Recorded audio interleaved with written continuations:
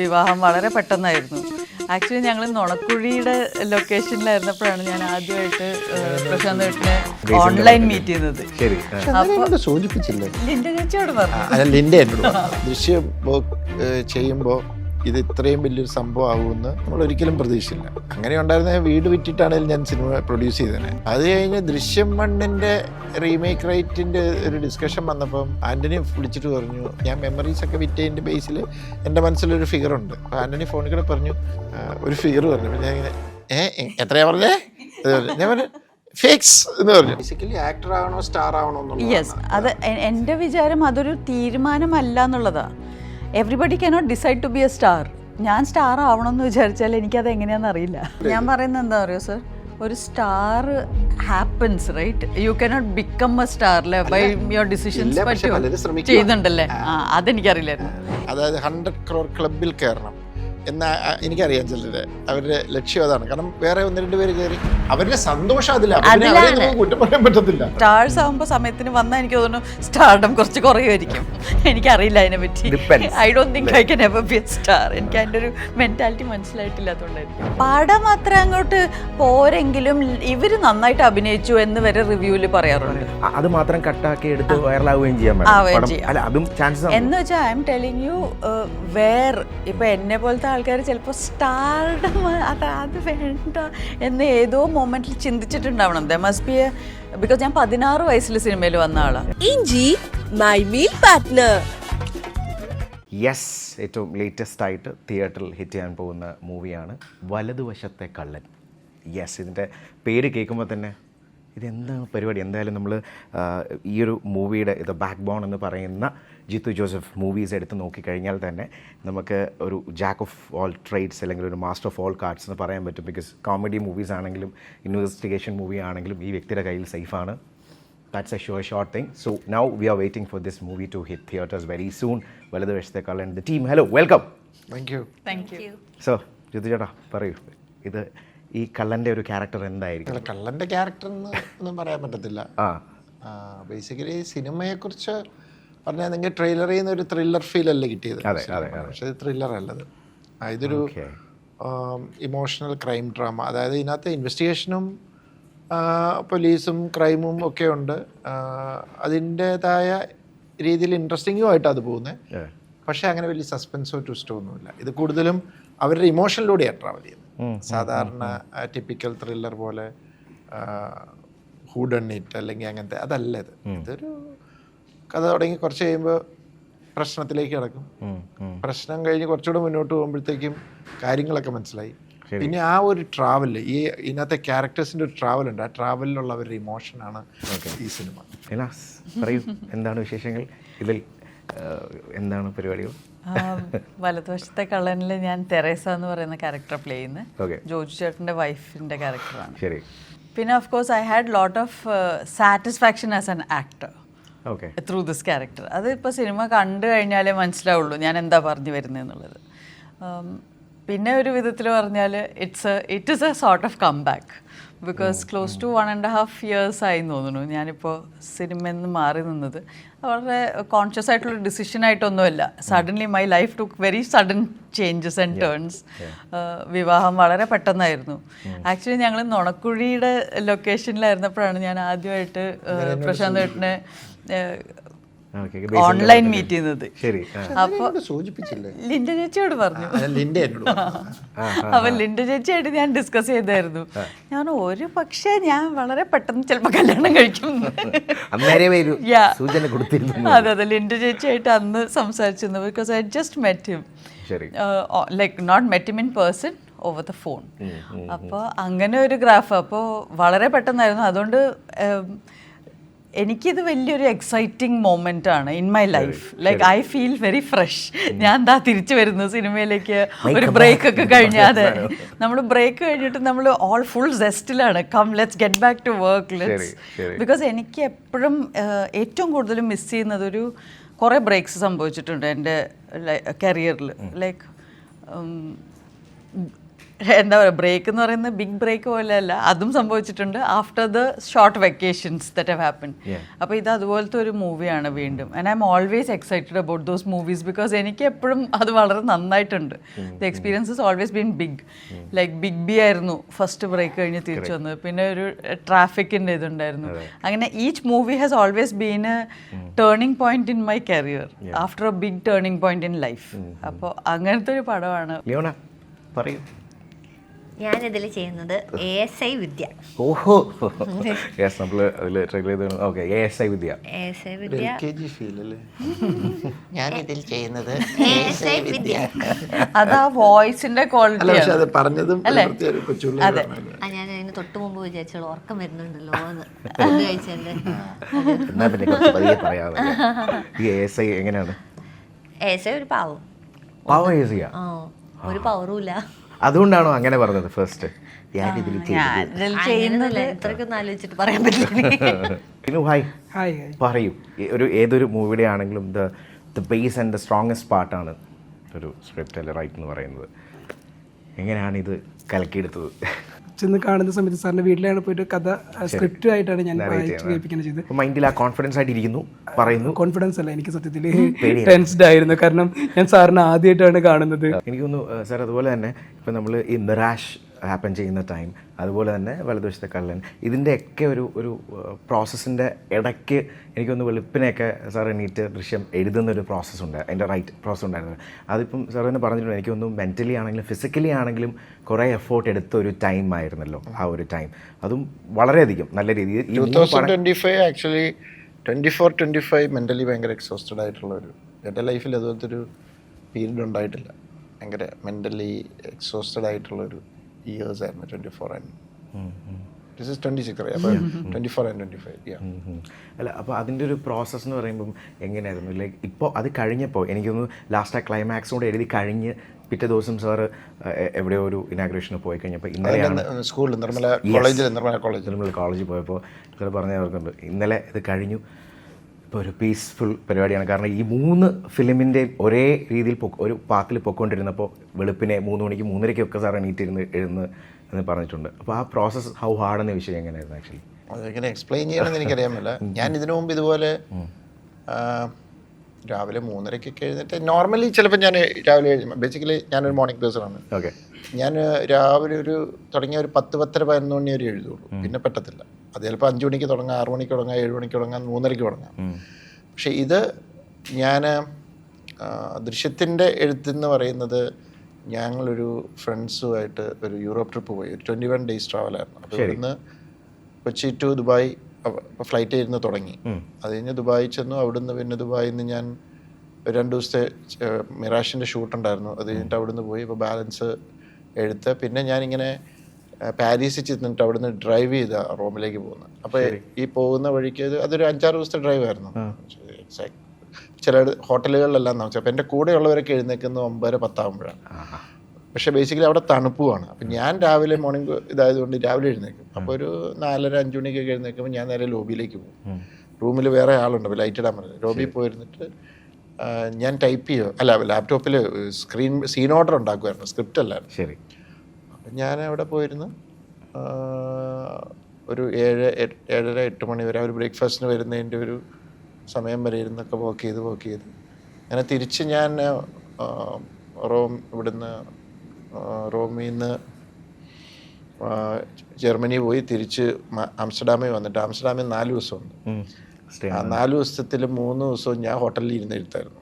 ഇവര് കറങ്ങി അടിച്ചു വിളിക്കുമ്പോൾ പക്ഷേ എന്തോ എനിക്ക് അങ്ങനെ എൻ്റെ ഒരു ഫിനിഷിംഗ് ഇതിലേക്ക് എത്തും. തിരിച്ച് ഞാൻ ദുബായിക്ക് വരുന്ന ഫ്ലൈറ്റിലാണ് ഇത് എഴുതി തരുന്നത്. സീൻ ഓർഡർ മനസ്സിലായി. പിന്നെ അത് കഴിഞ്ഞ് വന്നിരുന്നിട്ട് ബാക്കി സമയത്താണ് സ്ക്രിപ്റ്റ് ഇതൊക്കെ ചെയ്യുന്നത്. അപ്പം അങ്ങനെ ഒരു കുറച്ച് ഇതാണ്. പക്ഷെ ഞാൻ at A time multiple subjects work ചെയ്യുന്ന ഒരാളാണ്. പിന്നെ ഞാൻ ഇതുപോലെ ഞാൻ സ്ക്രിപ്റ്റിങ്ങിൽ ചെയ്തത് തമ്പി ഷൂട്ട് ചെയ്യുന്ന സമയത്തായിരുന്നു.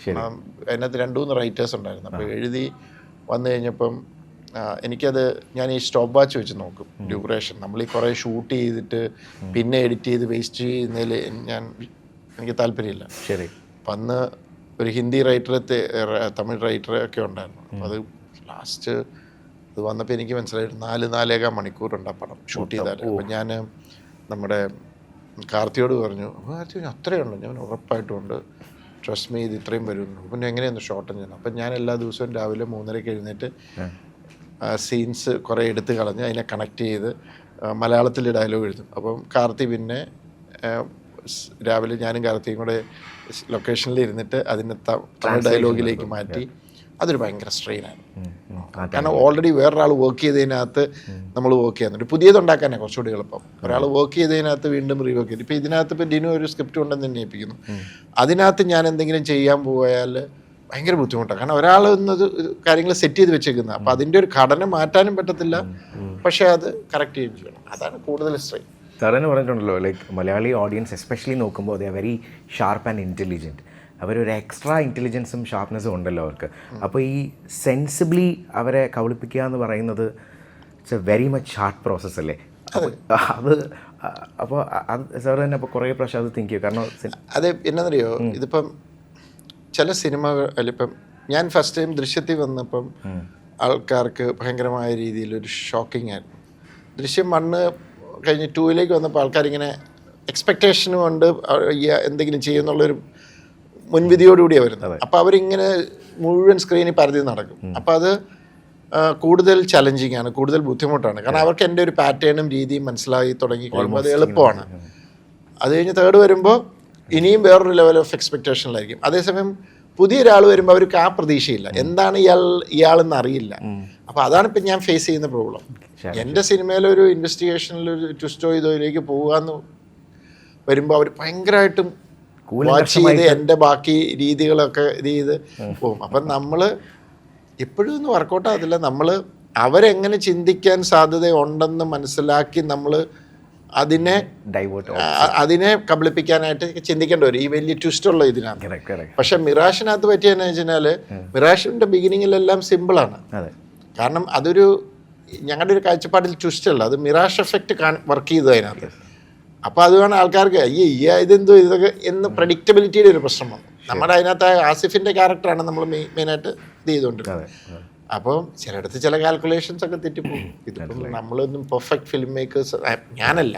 അപ്പോൾ അതുകൊണ്ട് ചിലപ്പോൾ തെറ്റിപ്പോവും, ചിലപ്പം അത് വേറെ രീതിയിൽ ആയിരിക്കും അതിന് ഇമ്പാക്റ്റ് ഉണ്ടാക്കുന്നത്. ഇപ്പോൾ ഓരോ ആക്ടേഴ്സിനും ഓരോ ക്വാളിറ്റി ഉണ്ടല്ലോ. ഇപ്പോൾ ലെനയുടെ ഒരു ക്വാളിറ്റി എനിക്ക് തോന്നിയത്, ലെന പറഞ്ഞത് വെച്ചിട്ട് ഇപ്പം I do my work, I go and I come back. ഇപ്പോൾ ഒരു ചെറിയ സീനാണോ അതിൻ്റെ സ്ക്രീൻ പ്രസൻസ് എത്രയുണ്ട്, സ്പേസ്, ഡയലോഗിൻ്റെ വലിപ്പം എത്രയുണ്ട്, അങ്ങനെയൊന്നും നോക്കാത്തൊരു വ്യക്തിയാണ് Lena as an actress. It's a very good quality. അപ്പോൾ ആക്ച്വലി എപ്പോഴെങ്കിലും തോന്നിയിട്ടുണ്ടോ ഭൂരിഭാഗം ആൾക്കാരും ഒരു 50-50 ആയിരിക്കുമല്ലോ ആൾക്കാർ, ചിലർ അതിൻ്റെ നേരെ ഓപ്പോസിറ്റ് തിങ്ക് ചെയ്യുന്നവരുണ്ട്. ഭൂരിഭാഗം ആൾക്കാരും ഇങ്ങനെ ആയിരുന്നെങ്കിൽ ഒരു ഈഗോയും വരത്തില്ല, ഇറ്റ് വാസ് വെരി ഫ്രീ എന്ന് എപ്പോഴെങ്കിലും തോന്നിയിട്ടുണ്ടോ? ഇല്ല, ഒരിക്കലും അങ്ങനെ ചിന്തിച്ചിട്ടില്ല. ഞാൻ ബാക്കിയുള്ളവരെ കുറിച്ച് ചിന്തിക്കുന്നത് വളരെ കുറവാണ്. എന്ന് വെച്ചാൽ ബാക്കിയുള്ളവരെ കുറിച്ച് ചിന്തിക്കുന്ന എപ്പോഴും എനിക്ക് എന്തെങ്കിലും ഒരു സൊല്യൂഷൻ കിട്ടി ഒരു പൊതുവെ ഉള്ള പ്രോബ്ലമിന്, then I think of everyone, because now I want to share it with everyone. അല്ലെങ്കിൽ I just know that essence of life, അതായത് ലൈഫിൻ്റെ ഏറ്റവും വലിയ ബ്യൂട്ടി എന്ന് പറയുന്നത് എല്ലാവരും ഇൻഡിവിജ്വൽ ആണെന്നുള്ളതാണ്. എല്ലാവരും are living their own style, the same life in their style. അപ്പോൾ ഞാൻ ഒരിക്കലും അത് കമ്പയർ ചെയ്യാത്ത ഒരാളാണ്, ഒട്ടും കമ്പാരിസൺ ഇല്ലാത്ത ഒരാളാണ്. പക്ഷേ എനിക്കറിയാവുന്ന ഒരു കാര്യം, നമ്മുടെ ഇൻഡസ്ട്രിയിൽ എൻ്റെ approach now since I have been here for 27 years, in the last 10 to 15 years may be my approach has കുറേ യങ്സ്റ്റേഴ്സിന്, കുറേ യങ്ങർ ആക്ടേഴ്സിനെ ഇൻഫ്ലുവൻസ് ചെയ്തിട്ടുണ്ട്. അവർ നമ്മളിത്ര റിജിഡ് ആവേണ്ട കാര്യമില്ല, നമ്മൾ ഇങ്ങനത്തെ റോളേ ചെയ്യുള്ളൂ എന്ന് കാണിക്കേണ്ട ആവശ്യമില്ല. ബിക്കോസ് അങ്ങനെ ഒരാൾ ഓൾറെഡി ഉണ്ട് അവരുടെ മുമ്പിൽ who does all kinds of things.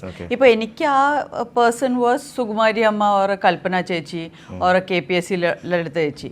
അവരിതുപോലെ ഒട്ടും ബോധേഡല്ല, അവർ നെഗറ്റീവ് ആണോ പോസിറ്റീവ് ആണോ എന്താണോ സീൻസിൻ്റെ എമൗണ്ട്. ഇപ്പോൾ എനിക്ക് അവരൊക്കെ ആയിരുന്നു എൻ്റെ role models. I always admired them more than the heroines. എനിക്കെപ്പോഴും സുകുമാരി അമ്മയും KPSC ലളിത ചേച്ചിയും കൽപ്പന ചേച്ചിയൊക്കെയാണ് എൻ്റെ റോൾ മോഡൽസ്. അപ്പോൾ അതുപോലെ ഞാൻ പല ആക്ടേഴ്സിനും ആ റോൾ മോഡലായിട്ടുണ്ട്. Means you can do any of the roles. നമ്മൾ സിനിമയുടെ ഒരു ഭാഗമാണ്. അപ്പോൾ അത് ഞാനത് ആയിട്ടുണ്ട്. കുറേ പേര് പറഞ്ഞിട്ടുണ്ട് എൻ്റെ അടുത്ത് ദാറ്റ് നിങ്ങൾ കാണിച്ചത് കണ്ടുകൊണ്ട് ഞങ്ങൾക്ക് ആ ധൈര്യം വന്നു that we can also do negative roles, we can do smaller or bigger, maybe it influence the entire industry. അപ്പോൾ അതിന് അതിൻ്റെ ഒരു റിപ്പിൾ ഇഫക്റ്റ് ഉണ്ടാവും. ബേസിക്കലി ആക്ടർ ആവണോ സ്റ്റാർ ആവണോ എന്നുള്ളത്. യെസ്, അത് എൻ്റെ വിചാരം അതൊരു തീരുമാനമല്ല എന്നുള്ളതാ. Everybody cannot decide to be a star. ഞാൻ സ്റ്റാർ ആവണമെന്ന് വിചാരിച്ചാൽ എനിക്കത് എങ്ങനെയാണെന്ന് അറിയില്ല. അല്ല അറിയില്ല, പക്ഷെ ചിലർ സ്റ്റാർ ആകാൻ ശ്രമിക്കുമ്പോഴാണ് ഈ പ്രോബ്ലം. അതായിരിക്കാം. ചില ടൈപ്പ് ഓഫ് റോളും ചില അത്ര ലെങ്തി ക്യാരക്ടർ അല്ല എന്നുള്ളത്. If you are an actor, ഒരു സീനേ ഉള്ളതിലും അത് പെർഫോം ചെയ്യാനുണ്ടെങ്കിൽ ചെയ്യണം. അതാണ് ഒരു ആക്ടറിന്റെ. ഞാൻ പറയുന്നത് എന്താ പറയുക സർ, ഒരു star happens, right? You cannot become a star by your decisions. ചെയ്യുന്നുണ്ടല്ലേ? അതെനിക്കറിയില്ലായിരുന്നു. എൻ്റെ വിചാരം you can only become a star if that is your destiny. A star does not have to be an actor. They can do the same performance, they can be themselves in every role. അവർ character ആവണ്ട. അതെ, ഇപ്പോൾ Rajinikanth does not have to, in fact he cannot do anything different. Typical Rajinikanth കാര്യങ്ങൾ ചെയ്തില്ലെങ്കിൽ fans നിരാശപ്പെടും അല്ലേ? അപ്പോൾ I always felt that that is a big burden. നിങ്ങൾക്ക് ഒരിക്കലും ആ വെറൈറ്റിയോ നിങ്ങൾക്ക് വേറൊന്നും ആവാൻ പറ്റില്ല, എക്സ്പ്ലോർ ചെയ്യാൻ പറ്റത്തില്ല. പക്ഷേ it is not for everyone. എല്ലാവർക്കും ആവാനും പറ്റില്ല. അത് ഇറ്റ്സ് നോട്ട് പോസിബിൾ ദാറ്റ് നമ്മളൊരു തീരുമാനം എടുത്ത് സ്റ്റാർ ആവാനേ പറ്റുന്ന ഒരു കാര്യമല്ല എന്ന് എൻ്റെ അറിവ്, എനിക്ക് മനസ്സിലായിട്ടുള്ളത്. Whereas if you have acting as a god given gift, anyone can be a good actor if they already have acting, because അതൊരു തീരുമാനമാണ് that I am dedicated to my craft, I am here to act, but I don't think you can take a decision that I am here to become a star. അത് നമുക്ക് തീരുമാനിക്കാൻ പറ്റില്ല. ഇപ്പം ലിയോണ ആണെങ്കിലും ഇപ്പം വർക്കിനെ വർക്ക്ഷോപ്പ് ചെയ്യുന്ന ഒരു വ്യക്തി എന്നുള്ള നിലയ്ക്ക് it is true, right? I mean ഇപ്പം ഈ പറയുന്ന റോൾസിൻ്റെ ദൈർഘ്യമോ അല്ലെങ്കിൽ അതിൻ്റെ ക്യാരക്ടറോ അതൊന്നും നോക്കാതെ ചെയ്യുന്ന ഒരു വ്യക്തിയാണ് ഈവൻ ഏത് സിനിമയിൽ നോക്കിക്കഴിയുമ്പോൾ. അപ്പം ഇതിനോടുള്ളൊരു കോൺസെപ്റ്റ് എങ്ങനെയാണ്, ലൈക്ക് കിട്ടിയ റോൾസ് ഇപ്പം എനിക്ക് the moment I wanted to become the moment I started understanding okay I love what I am doing, ഇതെനിക്ക് this is giving me a lot of joy എന്നൊക്കെ തോന്നി തുടങ്ങിയ സമയത്ത് the only motive was to be a good actor. How can I achieve that? ഇപ്പോൾ ലെന ചേച്ചിയും സാറും പറഞ്ഞ പോലെ I have never thought of being a star. That never occurred to me. Being a good actor is different from being a star, and when you think like a star ആണ് ഈ പ്രശ്നങ്ങൾ വരാ. You get insecure as an actor. So you need to start thinking like an actor എന്ന് തോന്നുന്നു. Like ശരിക്കും പലരും ആക്ടറായിട്ടാ entry ചെയ്യുന്നത്. Entry ചെയ്ത് കഴിഞ്ഞ് ആ പ്രോസസ്സിൽ അവിടെയുള്ള ആ ഒരു കിക്ക് കിട്ടി they wanted to want to start. ഒത്തിരി പല ഫാക്ടേഴ്സ് ഉണ്ട്. മണി ഫാക്ടേഴ്സ് ഉണ്ട്, ഫെയിമിന്റെ ലെവലിന്റെ ഫാക്ടേഴ്സ് ഉണ്ട്, ഇതുണ്ട്. ഇപ്പൊ ഇങ്ങനെ വന്നിട്ട് ഇപ്പൊ ചില ആക്ടേഴ്സിന് അവർക്കൊരു 100 crore ക്ലബിൽ കയറണം, അങ്ങനെയൊക്കെയുള്ള ചിന്തകളാണ്. മനസ്സിലായോ? അതായത് 100 crore ക്ലബിൽ കയറണം എന്നാ എനിക്കറിയാം ചിലര് അവരുടെ ലക്ഷ്യം അതാണ്. കാരണം വേറെ 1-2 പേര് കയറി, മനസ്സിലായോ? ആ കോമ്പറ്റീഷൻ വരികയാണ്. അതേസമയം ഒരു ആക്ടർ എന്ന് പറഞ്ഞാൽ they are not bothered about such things. നല്ല ക്യാരക്ടർ ഉണ്ടോ ചെയ്യുക, നല്ല ചെയ്യുക, പെർഫോമൻസ്. അതെ, അവർക്ക് ആ 100 ക്ലബിൽ കയറുന്നതിൽ ജോയ് കിട്ടുന്നുണ്ടാവും. അവരുടെ സന്തോഷം അതിലാണ്. കുറ്റം പറയാൻ പറ്റത്തില്ല. എനിക്ക് തോന്നുന്നു അവരൊരു വിധത്തില് കുറേ കൂടെ റെസ്പോൺസിബിലിറ്റി എടുക്കാനും റെഡിയാണ്. Because they are willing to take the weight of the movie on their head as well. Because ഇന്ന ആളുടെ ഒരു സ്റ്റാറിന്റെ പടം വിജയ്ക്ക് പരാജയപ്പെടുകയും ചെയ്യുമ്പോൾ ലൈക്ക് ഇപ്പോൾ ഇവിടെ Jeethu sir is the star, നമ്മൾ ഈ ഇരിക്കുന്ന 4 പേരിൽ he is the star because ഞാൻ ഡയറക്ടറാണ്. but you are the star right here. Movie nu parayumbo there is a brand. There's a brand. We are doing a Jeetu Joseph movie. Expectations and there's a certain level of responsibility they are willing to take. Very much. As actors, ഏറ്റവും irresponsible ആയിട്ടുള്ള ജോബാണ് in the entire film making. Your responsibility is only to yourself and to your character. ആ ക്യാരക്ടറിനൊരു നീതി പുലർത്തുക. അതിനുവേണ്ടി നിങ്ങളെ support ചെയ്യാൻ ഇവിടെ ഒരു കംപ്ലീറ്റ് ക്രൂ ഉണ്ട്. ഡയറക്ടർ പറഞ്ഞു തരും എന്താ വേണ്ടത്, അതിനു മുമ്പ് റൈറ്റർ എഴുതി വെച്ചിട്ടുണ്ട് എല്ലാം.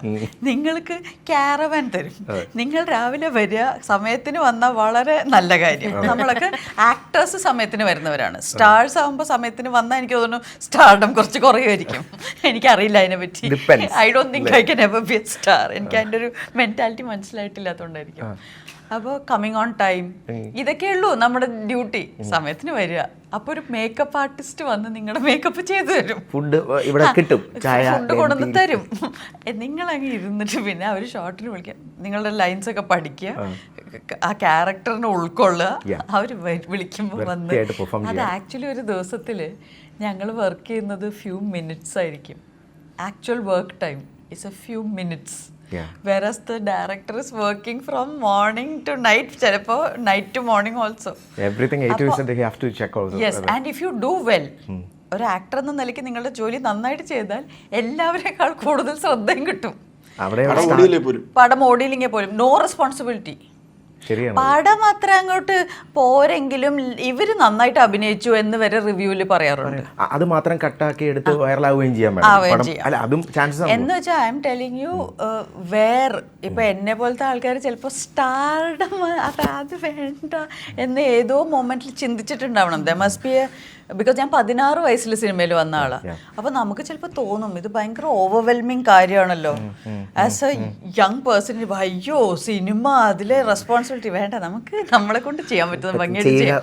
എന്നിട്ട് പിന്നീട് growing bigger then that feels like A responsibility. പിന്നെ നമ്മൾ വിചാരിക്കുന്നത് ഇവിടെ നല്ല സുഖമായിട്ടൊരു ജീവിതമാണ്. ബിക്കോസ് എന്നോടിപ്പോൾ ഡയറക്ഷനിലേക്ക് കയറാൻ പറഞ്ഞാൽ ഡയറക്റ്റ് ചെയ്യണം അങ്ങനെ ഒരു ആഗ്രഹമുണ്ട്. സ്ക്രിപ്റ്റ് എഴുതിയിട്ടുണ്ട്, എൻ്റെ ഡയറക്ടറിലുള്ള സ്ക്രിപ്റ്റ് എഴുതിയിട്ടുണ്ട്, ഞാൻ തന്നെ എഴുതിയിട്ടുണ്ട്. I M sitting. പിന്നെ എന്താ ചെയ്യാത്തത്? Same reason, responsibility, huge responsibility. അല്ലേ, അത് നമ്മൾ ശരിക്കും നമിക്കേണ്ട ഒരു കാര്യമാണ്. ആ സ്റ്റാർസ് ഒക്കെ ഒരു വിധത്തിൽ നോക്കിയാൽ they are willing to take that responsibility. അതെ, അതും ഹ്യൂജ് സ്റ്റാർസിന്റെ ഡയറക്ടർ ആകുമ്പോൾ അഗെയിൻ ഈവൻ മോർ. ലിയോണെ ആണെങ്കിൽ തന്നെ പണ്ട് മുതലേ ഇങ്ങനൊരു ഫിലിം ബാക്ക്ഗ്രൗണ്ട് ഉള്ളത് കാരണം, ഫാദറിൻ്റെ ഇതൊക്കെ ഉള്ളത് കാരണം ചില കാര്യങ്ങൾ ഡൂ ആൻഡ് ഡോൺ ഡൂസ് ചിലപ്പോൾ നമ്മൾ അറിഞ്ഞോ അറിയാതെയോ പഠിച്ചിരിക്കുമല്ലോ. ഇപ്പം എല്ലാ ഇൻഡസ്ട്രിയിലോട്ട് വന്ന ടൈമിൽ ഫാദർ പറഞ്ഞു തന്ന ചില കാര്യങ്ങളായിരിക്കാം. അത് നമ്മൾ ഏറ്റെടുത്തുകൊണ്ട് തന്നെ നമുക്ക് വേറൊരു കുഴപ്പം വന്നിട്ടില്ല എന്ന് പറയാനുണ്ടെങ്കിൽ എന്തായിരിക്കാം? അല്ലെങ്കിൽ some kind of not advice ഒന്നും പറഞ്ഞിട്ടില്ല, അത് ശ്രദ്ധിച്ച് ചോദിക്കുക. അച്ഛനങ്ങനെ അച്ഛൻ സിനിമയെ കാണുന്ന പോലെയല്ല ഞാൻ സിനിമയെ കാണുന്നത്. അതിൽ ഭയങ്കര ഡിഫറെൻ്റാണ് ഞങ്ങൾ. ആൻഡ് അച്ഛൻ ചെയ്യുന്ന പോലത്തെ സിനിമകളല്ല ഞാൻ ചെയ്യുന്നത്, അച്ഛൻ ചെയ്ത പോലത്തെ ക്യാരക്ടേഴ്സും അല്ല ഞാൻ ചെയ്യുന്നത്. And at the end of the day he's a man and I M A woman. So we have totally different experiences. അച്ഛൻ്റെ അടുത്ത് ചില ആളുകളെ കുറിച്ച് ഞാൻ പറഞ്ഞു, അച്ഛൻ ഇയാളുടെ കൂടെ വർക്ക് ചെയ്തിട്ടുള്ളല്ലേ, ഇയാളുടെ സ്വഭാവം അച്ഛൻ അറിയില്ല എന്ന് ചോദിച്ചു കഴിഞ്ഞാൽ ആണോ ശരിക്കും? ബിക്കോസ് അച്ഛൻ്റെ അടുത്ത് ആ പെർട്ടിക്കുലർ മനുഷ്യൻ അച്ഛൻ്റെ അടുത്ത് ആ സ്വഭാവം കാണിക്കേണ്ട ആവശ്യമില്ലല്ലോ. അങ്ങനത്തെ ഡിഫറൻസസ് ഉണ്ടല്ലോ. It's very different. So most of the time ഞാൻ സ്റ്റോറീസ് ഒക്കെ പറയുമ്പോൾ, ഒരു സെറ്റിൽ നടക്കുന്ന സ്റ്റോറീസ് പറയുമ്പോൾ അച്ഛന് സ്റ്റണ്ട്, ഓ ഇങ്ങനെയാണല്ലേ സെറ്റിൽ എന്നുള്ളത്. അത് so it's very different for both of us. And അച്ഛൻ സിനിമയിൽ അഭിനയിച്ചിട്ടുണ്ടെങ്കിലും അച്ഛനൊരിക്കലും വീട്ടിലേക്ക് സിനിമ കൊണ്ടുവന്നിട്ടില്ല. അപ്പം ഞാൻ ഗ്രോയിങ് അപ്പ്, അച്ഛൻ വാസ് ഓൾവേസ് അച്ഛൻ പോണു വരുന്നു എന്നുള്ളത്. അച്ഛൻ was never an actor in our home. ഇപ്പോൾ ഏറ്റവും കൂടുതൽ ഇപ്പം നമ്മളുടെ കൂടെ ഇല്ലാത്ത കുറേ ആക്ടേഴ്സ് ഉണ്ടല്ലോ. ഇപ്പോൾ ഈ അടുത്താണെങ്കിൽ നമ്മളെ വിട്ടുപോയത്. അപ്പോൾ അങ്ങനെ നോക്കുമ്പോൾ എടുത്ത് പറഞ്ഞ ശ്രീനിയേട്ടൻ്റെ കാര്യം, എനിക്ക് തോന്നുന്നു ശ്രീനിയേട്ടൻ തന്നെ എഴുതിയ മൂവിയിൽ you acted together, നിങ്ങൾ ഒരുമിച്ച്. പവിയേട്ടൻ്റെ Madhurachooral, I am not sure if that was his last film as hero. അതെനിക്കറിയില്ല. എനിക്ക് നിങ്ങളൊരു സൈക്കിൾ കോമ്പിനേഷൻ ഒക്കെ ഉണ്ടായിരുന്നു. ഞങ്ങളെ സൈക്കിൾ വീഴുകയും ചെയ്തു. എന്നിട്ട് ഇപ്പോൾ ശ്രീനേട്ടൻ പറയുകയും ചെയ്തു, ഓ ഞാൻ തന്നെ എഴുതിയ സീനായി പോയല്ലോ എന്ന്. പക്ഷെ അതൊക്കെ ഇപ്പോൾ ഓർക്കുമ്പോൾ ഒരു cherishing moment അല്ലേ തീർച്ചയായിട്ടും.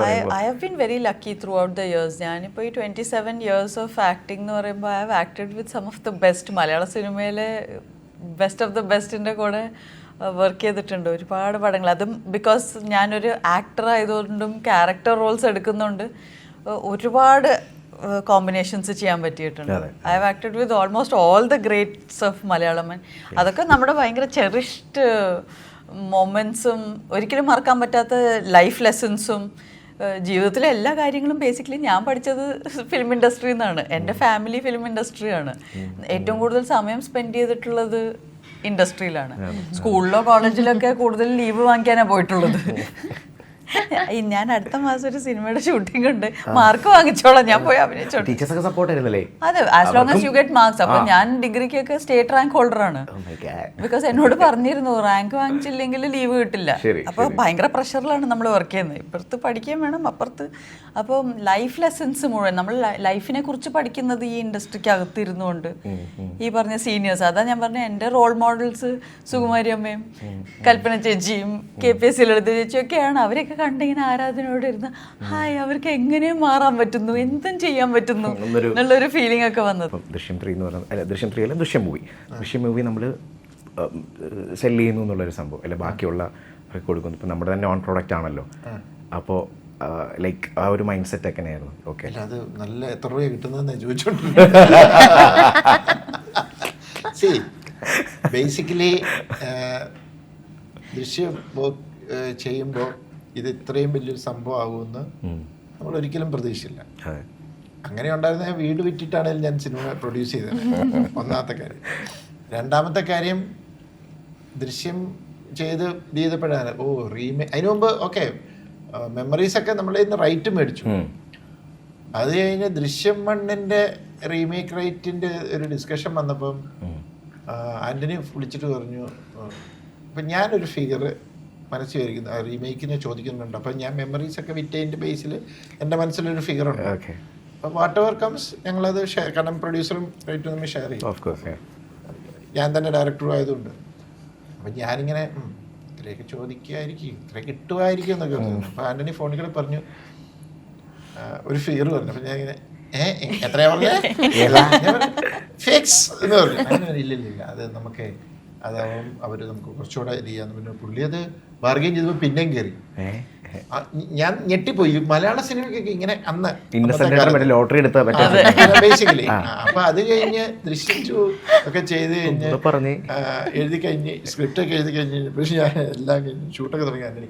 ഇതിന്റെ റീമേക്ക് സാധ്യതയൊക്കെ ഉണ്ടല്ലോ അല്ലെന്ന് ഞാൻ ചോദിച്ചു. അതൊരു എക്കണോമിക് സൈഡാണ്. അപ്പൊ അതിനും ഈ പറഞ്ഞ പോലെ ഫിഗേഴ്സും.